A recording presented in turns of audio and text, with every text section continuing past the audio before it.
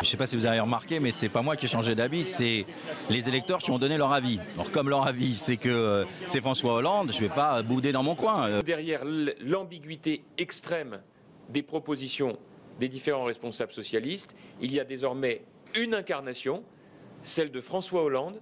C'est vrai que ça faisait un peu catalogue du BHV, son premier discours. J'ai eu plutôt le sentiment d'entendre un premier secrétaire du Parti Socialiste qu'un candidat à la présidentielle. Vous savez, si je devais retenir tout ce qui a été dit sur moi par beaucoup de ceux qui sont avec moi, mais je serais tout seul. Il n'y a pas de volonté comme ça de monter sur Solferino, de prendre Solferino. Martine Aubry est première secrétaire. Autour de François Hollande, tous les socialistes, 100% des socialistes se rassemblent. Toute autre attitude serait de la désertion. Je ne suis pas un sectaire et quelle que soit l'ampleur de mes divergences avec François Hollande, je veux prendre les choses avec bonhomie. Bon, que font les socialistes?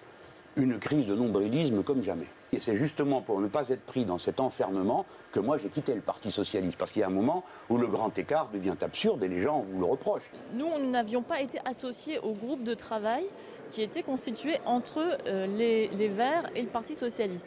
Je constate que certains chez les Verts, visiblement, avaient fait le mauvais choix. François Hollande qui propose non pas une sortie, mais une réduction de la part du nucléaire dans l'électricité. Nos négociations devront inclure cette transition énergétique, sinon c'est simplement pas envisageable d'imaginer des écologistes autour de la table d'un conseil des ministres. Quand on entend François Hollande dire au fond mon programme c'est de réenchanter le rêve français, on se dit que vraiment le projet du Parti Socialiste est à côté de la plaque.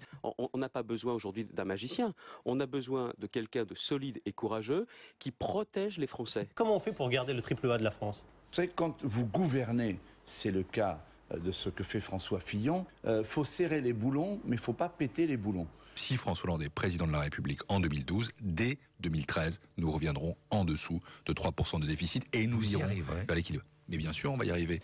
Clairement, au niveau du Parti Socialiste, se prépare une saignée fiscale.